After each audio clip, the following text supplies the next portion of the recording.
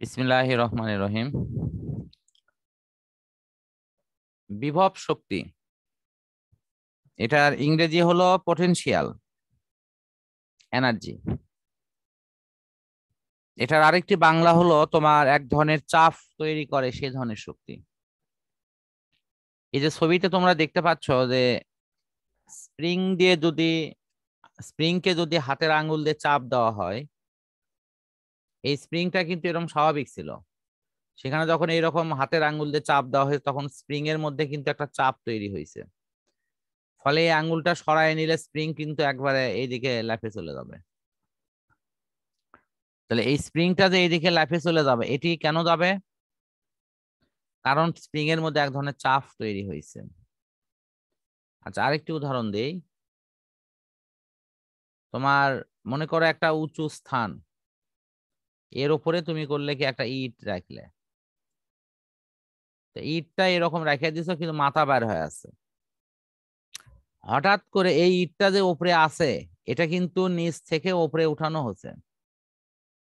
এখন কি মনে হয় ওই ইটের মধ্যে কি কোনো শক্তি নাই? ওই ইটটাকে যে উপরে রাখা হচ্ছে ওখানে কিন্তু শক্তি আছে কিনা?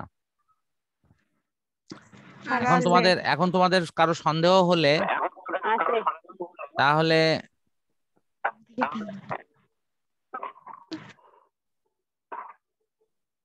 তোমরা ওই এর নিচে একটা পা দিয়ে দিবা, দিয়ে ইটটাকে পায়ের উপর ফেলবা। আচ্ছা আচ্ছা, তাহলে তো আবার পা সত্যি সত্যি করে আবার পাটা নষ্ট করে পরে আবার ডাক্তারের কাছে দেওয়া। তোমরা কথা বলার পরে সাথে সাথে মিউট করে ফেলবা। তো যদি তোমরা এই কাজটা কেউ করো ভুলেও, তাহলে কি হবে? ওই ইটটা পায়ের উপর এসে পড়ার পর তোমাকে বুঝাই দেবে তার মধ্যে কি শক্তি আছে। কিন্তু আমরা ভুলেও এই কাজটি কখনোই করব না, কারণ এই পরীক্ষা করার নামে শক্তি দেখাতে গিয়ে পাটাকে আমরা অসুস্থ বানাতে পারবো না এবং সেটি মারাত্মকভাবে ক্ষতিগ্রস্ত হতে পারে। তাহলে এই ইটের মধ্যে যে শক্তি আছে এটি আমাদের বিশ্বাস অবশ্যই করতে হবে, কারণ এটা যদি মেঝের উপরেও এসে পড়ে তাহলেও কিন্তু দ্রিম করে একটা শব্দ হবে এবং ওই জায়গাটা কেঁপে উঠবে। তাহলে ইটের মধ্যে কি শক্তি সঞ্চিত আছে? দেখো, ইটেটা ছিল এরকম ভূমিতে, সে ভূমি থেকে সেই ইটেটা উপরের দিকে উঠছে। কতটুকু উচ্চতায় উঠছে? বলে এটা এইচ উচ্চতায় উঠছে। এটা এইচ উচ্চতায় উপরে উঠছে, এটার ভর হলো এম, এই স্থানের অভিকর্ষ ত্বরণ হলো জি। তাহলে এই জায়গাতে যে শক্তি সঞ্চিত আছে সেটার পরিমাণ হবে mgh। এটা মনে রাখো, কোন বস্তুকে ভূমি হতে এই উচ্চতায় উঠালে বিভব শক্তি হবে mgh। তোমরা এই কথাটি প্রয়োজনে তোমাদের খাতায় লিখে রাখো খুব ছোট্ট করে। এম ভরের কোনো বস্তুকে এই উচ্চতায় উঠালে এর মধ্যে সঞ্চিত বিভব শক্তি অথবা কাজের পরিমাণ হবে mgh। এম ভরের কোনো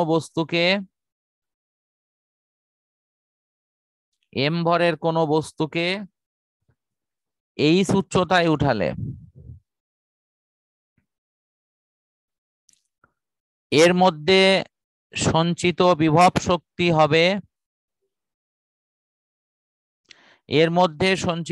শক্তি হবে mgh।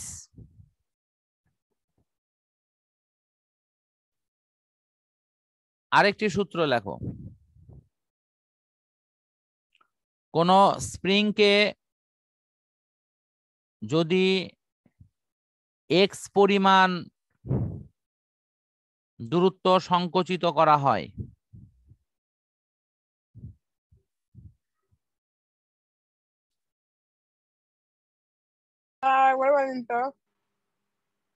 কোন স্প্রিংকে যদি এক্স পরিমাণ দূরত্ব সংকুচিত করা হয়, এই যে এখানে লাল কালিতে দাগ দিয়ে দিছি দেখো,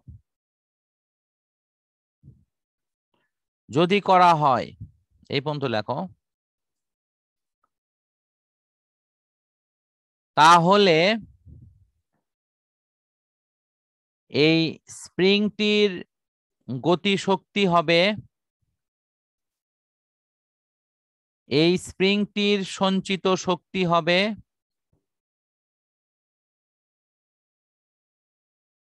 তাহলে এই স্প্রিংটির সঞ্চিত শক্তি হবে v is equal to half kx square।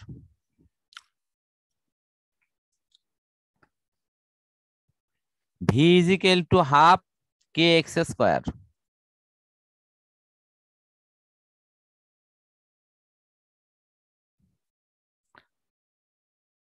এবং বলের পরিমাণ হবে F is equal to minus kx।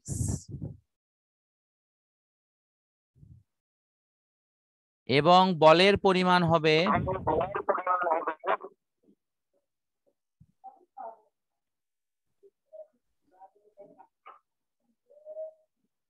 Rupa unmute করো, মিউট করো।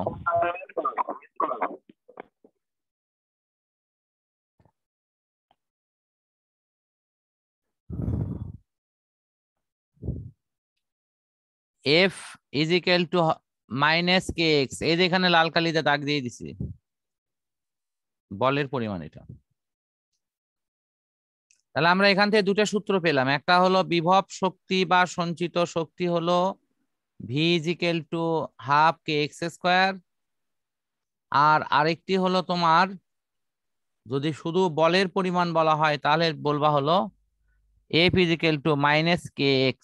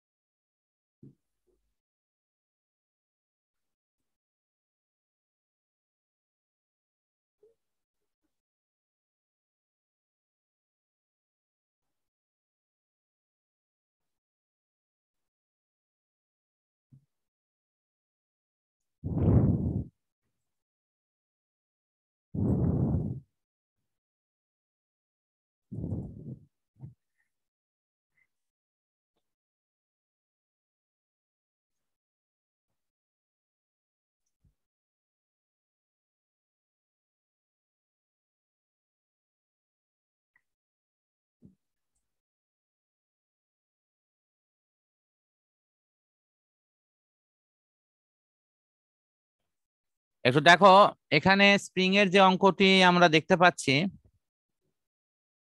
সেখানে দেয়া আছে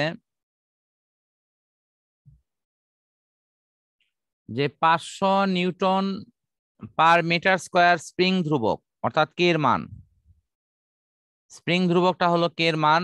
এরকম একটা স্প্রিং 5 সেন্টিমিটার সংকুচিত হলো, তার মানে এক্স এর মান হলো 5 সেন্টিমিটার।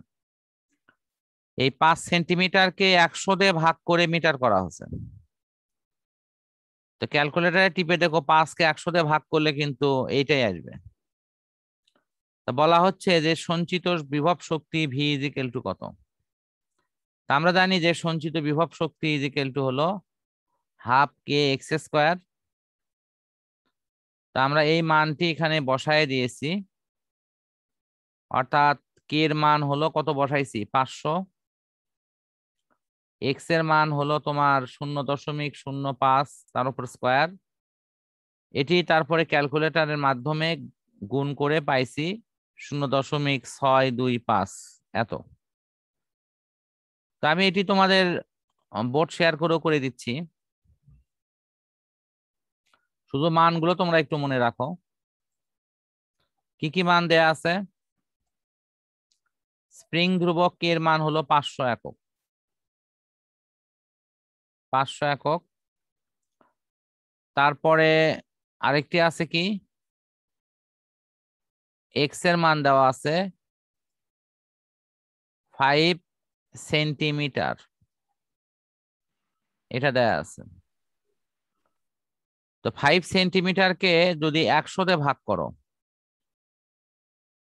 এটা যদি 100 দিয়ে ভাগ করো তখন মিটার হয়ে যায়। ক্যালকুলেটর দিয়ে যদি এখানে ভাগ করো তাহলে ভাগফলটা এরকম হবে 0.05 মিটার। আর স্প্রিং ধ্রুবকের বেলায় আমরা লিখবো হলো একক হলো নিউটন পার মিটার। তাহলে আমরা জানি স্প্রিং এর সঞ্চিত শক্তি V equal to half k x square. তাহলে এখন হাফ লিখলাম, তারপরে কে এর মান কত 500 না? হ্যাঁ স্যার। দেখো আমি মানগুলো একটু আলাদা কালারটা দেখাচ্ছি। কে এর মান হলো 500 গুণন, এখন হলো এক্স এর মান হলো কত 0.05, এটার উপর কি হোল স্কোয়ার।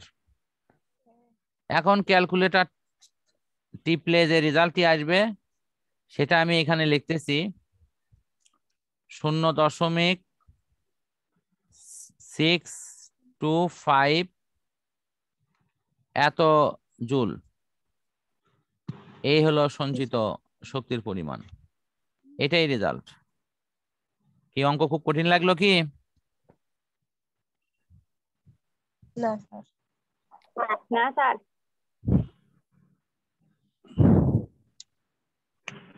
আমাদের এই অংশটা এখন আপাততভাবে কমপ্লিট।